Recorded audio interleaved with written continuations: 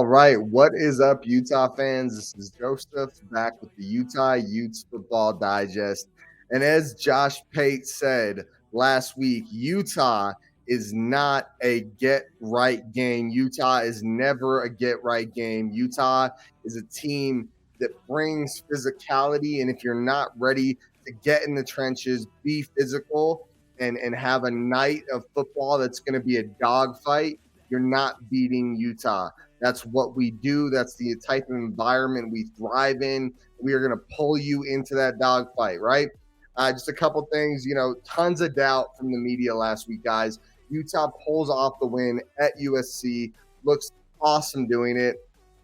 Really, really impressive performance, and I couldn't be happier with what we saw from Utah.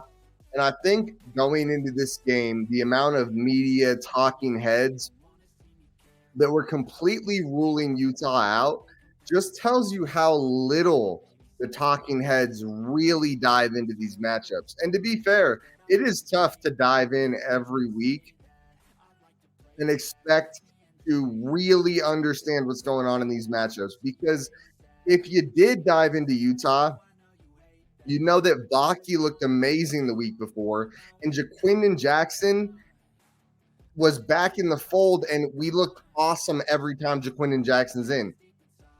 Not that he makes our offense perfect, but the spark that he provides, we'll talk about all that later, but just so awesome to see Utah shut up all the doubters, put all the hate and negativity away, and let them know that Utah is a premier football brand in this country. It is awesome to see. And after this past weekend, guys, we have the world ahead of us. The world ahead of us, guys. Tough, hard-fought game against USC. Felt like at times there Utah was pulling away with the game and that it was just over, right? That it was over. There were times there. I think we were up 28-14 at one point. And then all of a sudden we started letting USC creep back in because of a few bad mistakes. But end of the game, we drive down the field. We make it happen. Cole Becker kicks a clutch kick in the final buzzer to make it happen for Utah. Huge win over USC. Utah continues on to be 6-1. Super, super exciting, guys.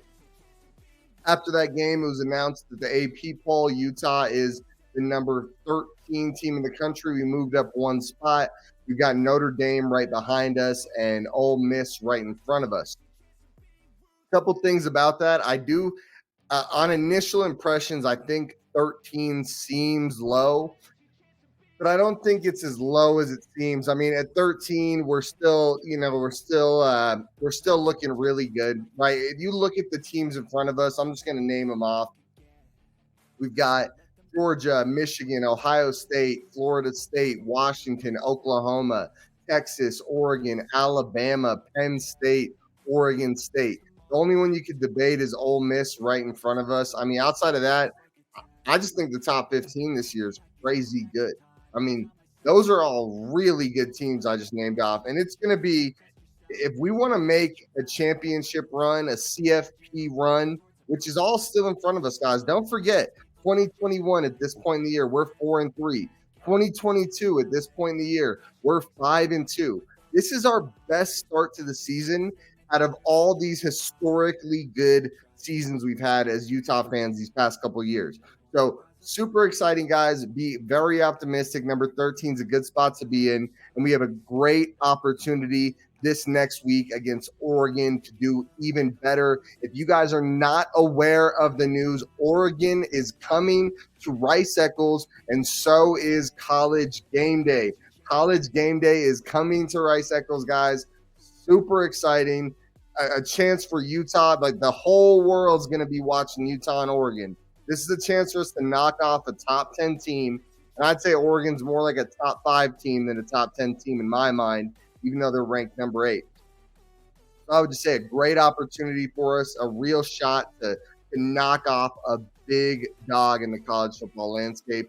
We're going to be doing the Oregon-Utah breakdown later this week, but for now, we're going to stick to talking about Utah-USC. But, guys, seriously, smash that freaking like button. If you love that we beat USC, if you love the College Game Day is coming to Utah, smash that like button.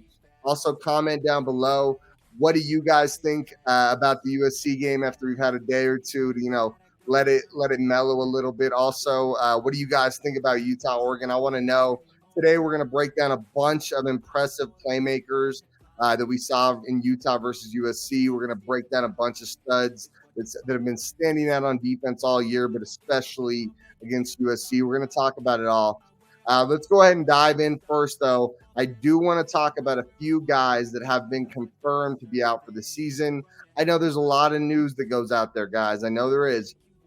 And I know not all of you guys see it. I know a lot of you guys do rely on my channel to bring you updates. So I'm going to break it down for you. So out for the season, I reported this already for Cam Rising. He is going to be medically redshirting, which means we will not see Cam Rising for the rest of this year.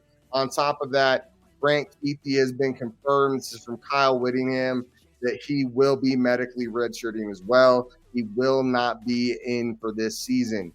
Good news, bad news, right? Means there's a good shot we get these guys back and they're back next year. Bad news, they're not here this year. I think this team has gone so far without Cam Rising and Brant Kuithe that it's almost exciting to see where it goes from here. How good can we do without these guys, right? Those are two of the best players on this team. But what can we actually do without them, right? And trust me, there's a slew of other guys. Mekhi Bernard, what's his name? Just got injured. Thomas Yasmin, a bunch of guys. And I'm not going to go down a list, but there is a ton of injuries this year. But we will not have Cam Rising and Brant Kuithe, two of the big playmakers on this offense. Sad to see them go, but excited for the prospects of a potential huge 2024 conference championship run, and even more than that, CFP type of run. That'll be the first year of the 12-team CFP, I believe, 2024. And with Cam and Brant Kuithe on this team, the excitement about what that season could be is through the roof. I'm sure you guys are just like me. You think that season could be incredible. Another guy that has been confirmed that he's out for the season with injury is Lander Barton. Lander Barton has been a stud for this Utah Utes defense. Big-time playmaker. He's been in basically every top 5 defense list that I've given out all year. Lander Barton's super good, super talented. Sucks to see him go, but the kid has a super high ceiling.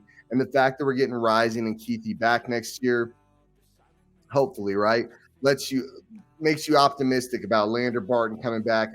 And I think another thing about some of these guys being out, guys like Rising and Kuithe, I think we have so much talent on this defense that if those two are coming back next year, I think there's a good shot that some of these guys that might declare for the draft, if Rising and Kuithe were gone, might stay because they know Rising and Kuithe are going to be here, and they're just interested in just how special that season could be.